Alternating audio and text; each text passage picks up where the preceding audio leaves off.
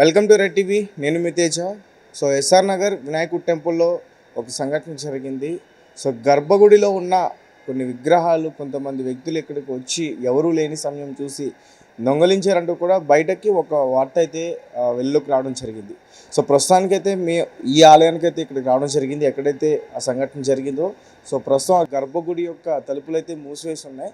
So లోపల ఎటువంటి CC cameras అయితే లేవు, బట్ బయట అయితే మాత్రం సీసీ కెమెరాస్ ఉన్నాయంటూ కూడా చెప్తున్నారు ఈ ఆలయానికి సంబంధించిన కమిటీ మెంబర్స్. సో వాళ్ళతో పాటు మేము మాట్లాడే ప్రయత్నం కూడా చేస్తున్నాం. ఒకసారి గర్భగుడి లోపల ఎట్లా ఉంటుంది ఏంటి అనేది మీకు చూపించే ప్రయత్నం చేస్తాం. సో విగ్రహాల యొక్క ఆ రూపం ఒకసారి చూపించు శ్రీకాంత్. సో ఇక్కడ చూస్తున్నారు కదా, ఇది లోపలి యొక్క గర్భగుడి, ఈ శివాలయం ఇదే టెంపుల్లో. సో లింగం పక్కనే కొంచెం దూరంలో వెనక్కి 2 విగ్రహాలు ఉన్నాయి. సో ఆ 2 విగ్రహాలను కూడా దొంగలించారని చెప్తున్నారు. అలాగే ఇవి బంగారం కూడా కాదు, వీటిని బయటికి తీసుకెళ్ళి ఆ దొంగలు అమ్ముకుంటే అంత దానికి సంబంధించినంత ధనం కూడా రాదు. కాబట్టి ఇది ఖచ్చితంగా ఎవరో ఇక్కడ ఏదో ఒకటి క్రియేట్ చేయాలనే చేశారని చెప్పేసి కమిటీ యొక్క సభ్యులైతే భావిస్తున్నట్లయితే నాకు అనిపిస్తుంది. ఇది వచ్చేసి శనివారం జరిగింది, శనివారం పొద్దున్న జరిగింది. సో ఇప్పటివరకు కూడా దొంగలు ఎవరు ఏంటి అనేది ఇప్పటివరకు కూడా గుర్తించలేదు. సో ఒకసారి ఆ మెంబర్ ఉన్నారు, ఒకసారి అంతా మాట్లాడే ప్రయత్నం చేద్దాం. సో ఇదే ఆలయంలో మేము ఎన్నో రోజుల నుంచి కూడా పనిచేస్తున్నామా. నమస్తే, ఎప్పుడు జరిగింది ఇది? మా సార్ ఉండే, నేను లేను. ఇప్పుడు ఫ్రైడే ఏమో అనుకుంటున్నా. సాటర్డే అంటున్నట్టున్నారుగా. ఫ్రైడే రోజు ఉన్నానంట, సాటర్డే పొద్దున చూసే లోపల లేవు అని చెప్పారు మా అయ్యగారు. రెగ్యులర్గా మీరు ఇక్కడే వర్క్ చేస్తారమ్మా? షాప్ ఇదే. మీ షాప్ అమ్మా? ఓకే.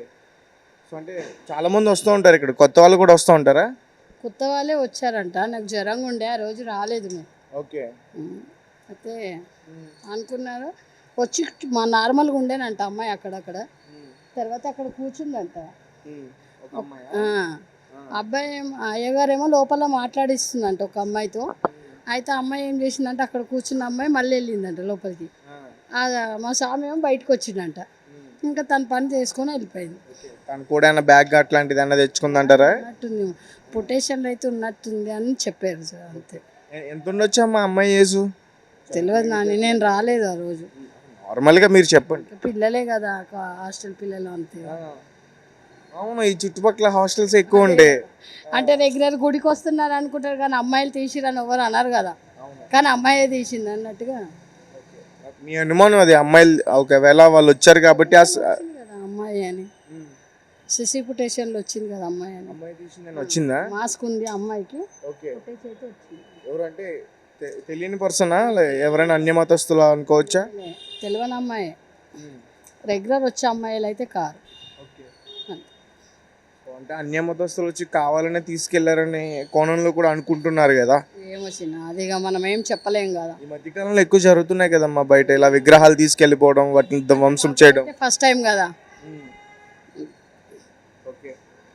అమ్మాయి అనేది అయితే మాత్రం మీకు అనుమానం ఉంది? అమ్మాయి. సో ఇదే విషయానికి సంబంధించి ఈ ఆలయానికి సంబంధించిన ఒక వ్యక్తి ఉన్నారు. సో ఆయనతో కూడా మనం మాట్లాడే ప్రయత్నం చేద్దాం. సార్ నమస్తే సార్. చెప్పండి.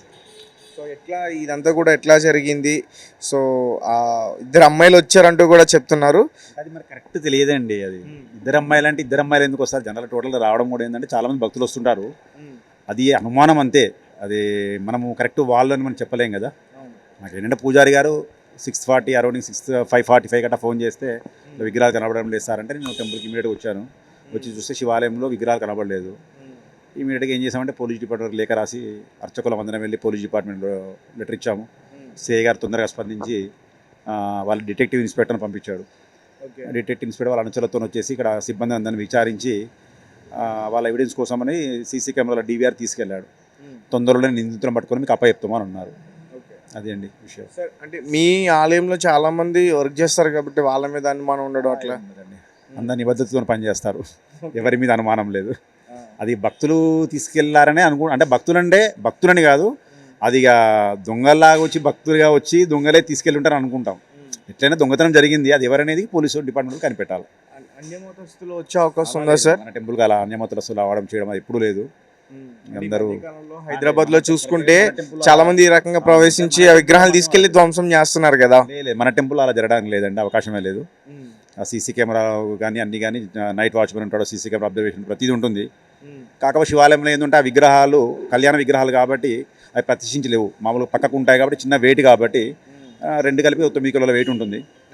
కాబట్టి ఎలా పోయినాయి అనేది మరి పోలీసు వాళ్ళు ట్రేస్ అవుట్ చేసి పట్టుకుంటే కానీ మనకు తెలియదు. విగ్రహాలు 35,000 ఉంటుండొచ్చు అండి. బ్రాస్ కదా, బ్రాస్ కాదు, అన్ని కలిపి ఉంటాయి కదా, పంచలోహాలు అంటారు అవి, పంచలోహ విగ్రహాలు అంటారు. విగ్రహాలు కూడా విగ్రహాలు కలిపి కూడా మొత్తం 9 కిలోల పైన ఉంటుంది. అప్రాక్సిమేట్లీ వాల్యూ ఒక 35,000 వరకు ఉంటుండొచ్చు నేను అనుకుంటున్నాను. అవి తీసుకెళ్లడం కూడా కొంచెం కష్టం, వెయిట్ ఉంటాయి కాబట్టి. టోటల్ ఎందుకంటే మేము మా 43 ఇనిషియేషన్లో చేసినప్పుడు ప్రతి విగ్రహం వెయిట్ కూడా చేపించాము మేము. అప్పుడు దాని విగ్రహం ఏంటంటే 5 కిలోల 750 గ్రాములు శివ విగ్రహం వెయిట్ ఉంది.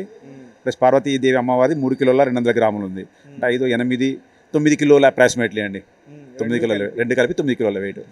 అంటే బయటికి అమ్మాయిల పేర్లు అమ్మాయిలు అని చెప్పేసి వచ్చింది, వాళ్ళు తీసుకెళ్తారా సార్ అంత వెయిట్? కాదు, జనరల్గా భక్తులు అభిషేకానికి వస్తుంటారు. దాంట్లో ఆడపిల్లలు ఉంటారు, మగవాళ్ళు ఉంటారు, అభిషేకానికి లోపల చేసుకున్న వాళ్ళు చాలా మంది భక్తులు ఉంటారు.